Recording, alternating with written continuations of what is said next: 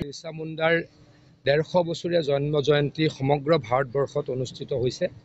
আজিৰ এই মুণ্ডা মহাসভাৰ অনুষ্ঠানত উপস্থিত থাকিলোঁ খুব কম সময়ৰ বাবে। ভগৱান বিৰছা মুণ্ডাক আমি শ্ৰদ্ধাৰে সুঁৱৰিলোঁ। মাত্ৰ ২৫ বছৰ বয়সত এগৰাকী মানুহৰ মৃত্যু হৈছিল আৰু ২৫ বছৰীয়া এজন মানুহে আজি ১৫০ বছৰ পাছতো ভাৰতীয়ৰ মাজত ভগৱান হিচাপে স্বীকৃতি লাভ কৰিছে। তেখেতে কি কৰিছিল সেই বিষয়ে আমি সকলোৱে জানিব লাগিব। কিয় আমি সকলোৱে ১৫০ বছৰৰ পাছতো তেখেতক ভগৱান হিচাপে মানো, সেই কথা আমি চিন্তা কৰিব লাগিব।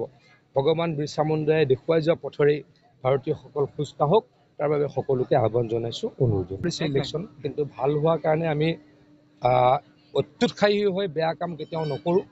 আমি ভাল কাম কৰিম আৰু ভাল কাম কৰি ইলেকশ্যনত জিকিবলৈ চেষ্টা কৰিম। আমি বহুত ভাল ফলাফল দেখিছোঁ, এতিয়ালৈকে কমপ্লিট হোৱা নাই যদিও এই মুহূৰ্তলৈকে ভাল ফলাফল দেখিছোঁ। কিন্তু এয়া আমাৰ কাৰণে ৰাইজৰ আশীৰ্বাদ লৈ আৰু কাম কৰিব লাগিব। অসমত ভালেই হ'ব, ইলেকশ্যনৰ প্ৰভাৱ কিবা এইটো ইলেকশ্যনৰ পৰা পৰিব নপৰিব বুলি মই নাভাবোঁ।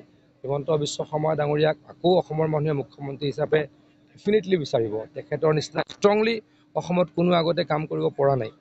ইমান ডেভেলপমেণ্টৰ কাৰণে তেখেতে কাম কৰিছে, গতিকে তেখেতৰ নেতৃত্বত আমি ইলেকশ্যন জিকিম।